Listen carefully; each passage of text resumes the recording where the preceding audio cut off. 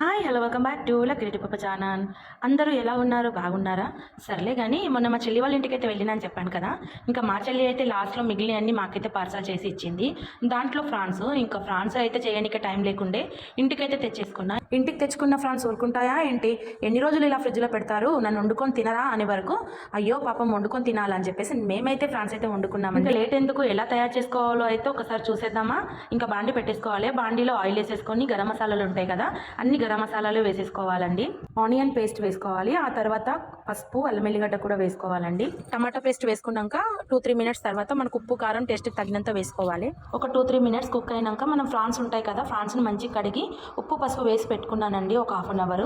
ఇంకా మంచిగా ఫ్రాన్స్ కూడా వేసేసుకోవాలి. వేసుకున్నాక ఒక కొంచెం చింతపులుసు, మీకు టేస్ట్ తగినంత చింతపులుసు వేసుకొని ఒక 5-10 మినిట్స్ మంచిగా మగ్గని చేసినాక ఇంకా లాస్ట్లో ధనియాల పొడి, గరం మసాలా, కొత్తిమీర వేసేసుకొని దించేసుకోవడమే.